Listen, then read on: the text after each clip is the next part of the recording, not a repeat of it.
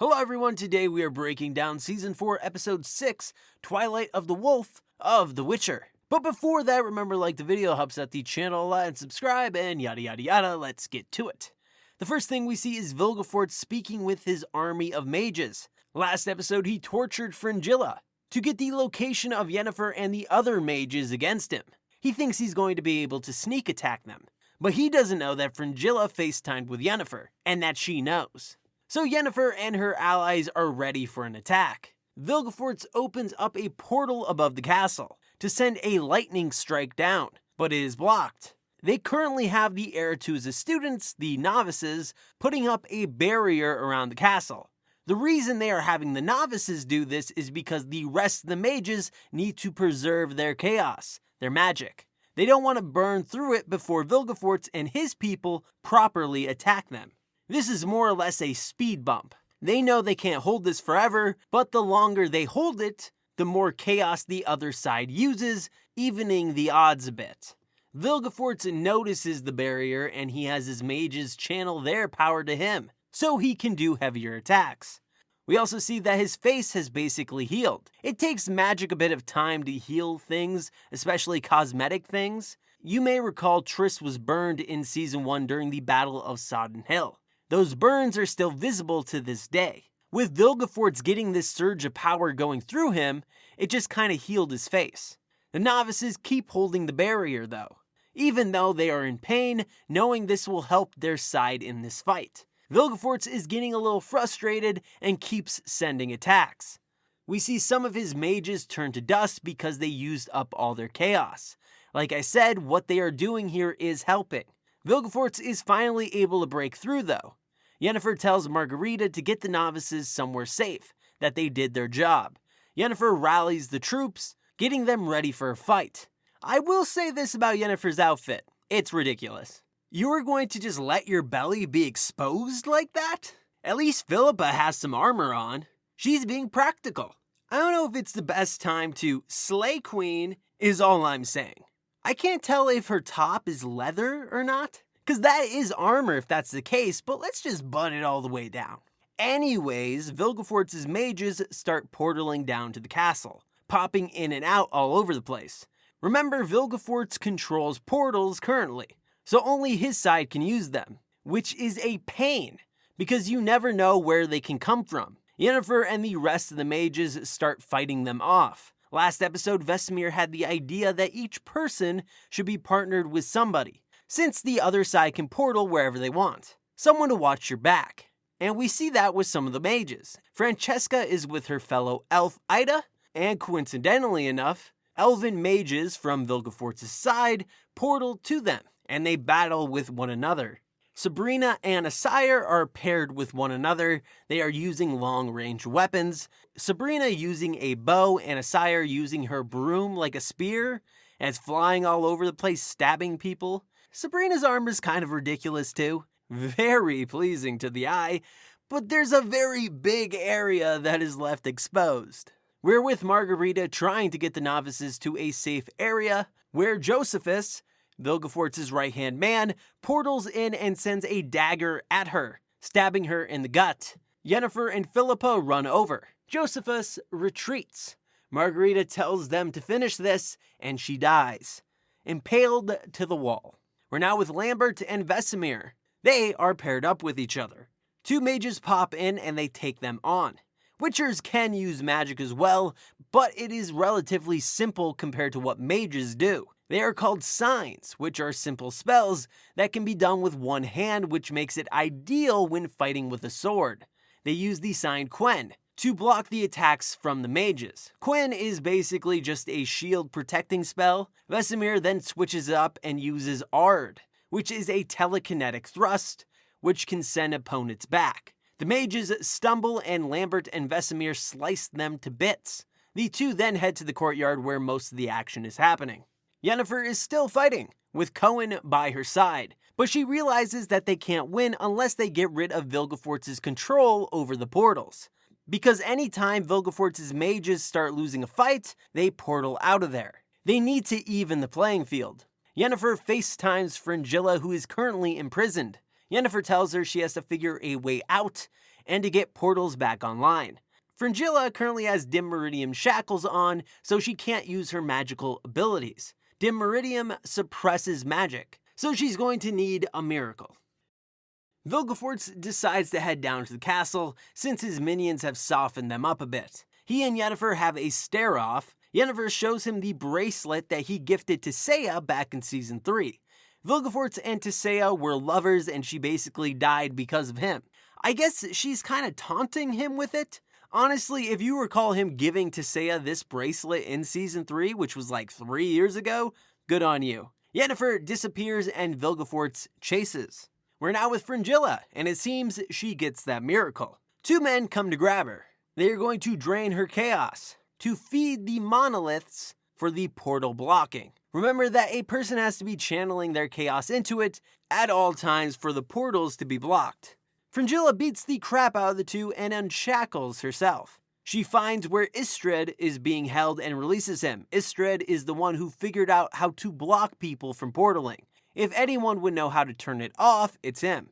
Istrid says the spell to shut it off, but it does not work. Istrid says he is not as powerful as Vilgefortz. He can't manipulate it from the outside. He will have to be touching the monoliths to shut it off, which means he'll die. We're back with Vilgefortz. He is looking for Yennefer when he sees a ghost, Tissaia. If you recall, in Season 3, she kills herself at the end. He's taken aback by this and lets his guard down. She attacks him, but luckily for Vilgefortz, Josephus saves him. It was Yennefer who glamored herself after his former lover.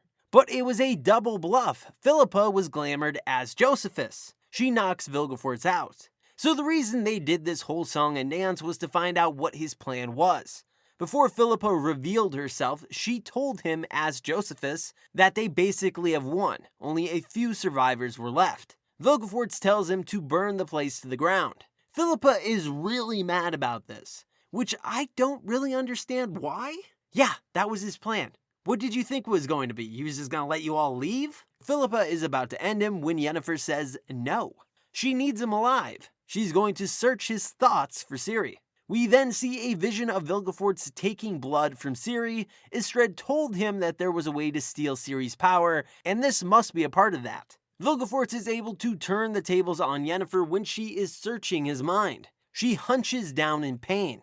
He then portals out of the room. So I don't know why Yennefer needs to know what his plan was. Like, dude, if you just killed him there, that'd be the end of it. But whatever. Vilgefortz starts portaling around the castle and portaling people to an undisclosed location. We see him take the novices and we see him take Francesca and Ida. Vesemir catches him though, using the sign Ard, sending him backwards. Last episode, Vesemir said he wanted a 1v1 and he's going to get it. Vilgefortz summons his magical staff so they can go at it. I will say, Vilgefortz could probably easily take out Vesemir if he used regular magic, but he's going to do the honorable thing and use a weapon. I give him credit for that. The two fight and Vesemir is able to stab him in the gut with a tiny knife, but he does end up losing, getting impaled on that magical staff. I think we all knew this was coming. Geralt lost to Vilgefortz. Vesemir stood no chance. Yennefer and Triss come to confront Vilgefortz, but he just portals the two to where he's been sending everyone else to. We're now with Philippa. She's attempting to turn the well back on at the castle to get water running again. So they know Vilgefortz intends to burn everyone using fire magic. What puts out fires? Water. So that's the idea here. We now see where Vilgefortz was portaling everyone to, the courtyard. His minions stood there and kept guard to make sure they couldn't leave. They're going to burn the lot right here, right now. Now, you may be asking yourself, why didn't the group start fighting with the minions right away? Why were they all just standing around? A question for future scholars, I suppose. Vilgefortz and his minions launch a fire attack. Yennefer and the other mages block it. But they know they can't do this forever. They need Philippa to turn the well water on. Philippa is struggling, but she finally turns the thing, and water starts pumping to the castle. Yennefer grabs the water and smashes it on Vilgefortz and his minions' heads. Vilgefortz gets super annoyed with his lot. Then he and Yennefer have a 1v1 beam-off. Vilgefortz using a Kamehameha and Yennefer using a Gatlic gun.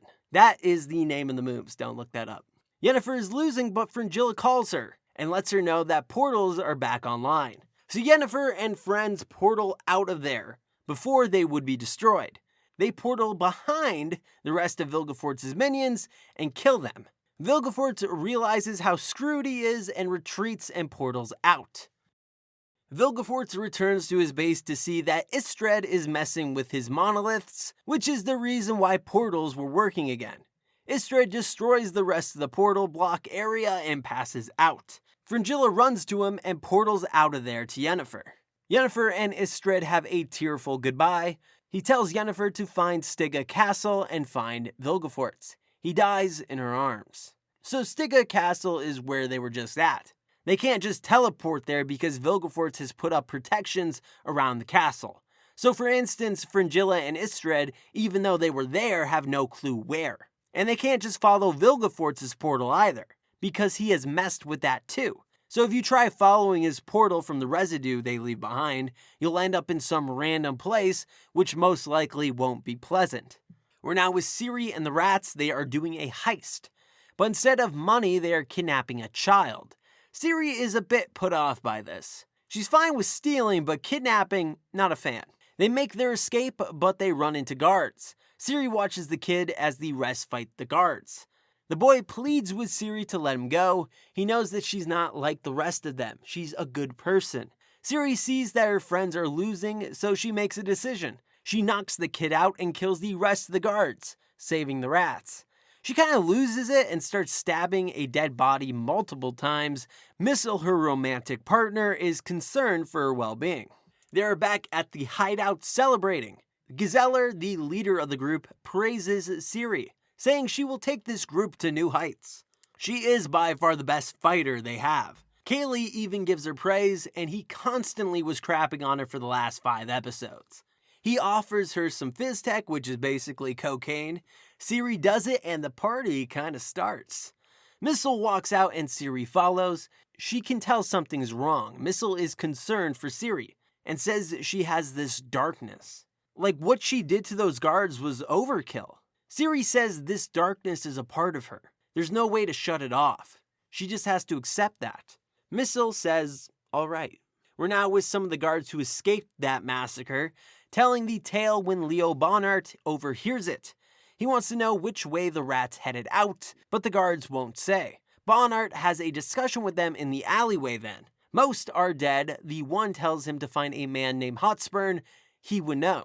The guard dies before telling Bonhart where to find him, so Bonhart has a lead on his bounty. We're back with Yennefer and the other mages. They are dealing with the fallout from the battle. Yennefer asks Fringilla, since she used to be a mage for Nilfgaard, where Amir would keep Ciri. Since portals are working again, she's just going to get her. Yennefer portals in and fights to Ciri's room. And that is the end of the episode. What did you think of it? Leave it down in the comments below. And if you want more Witcher content, please subscribe and like the video. Check out the Twitter link in the description below. And as always, have an awesome day.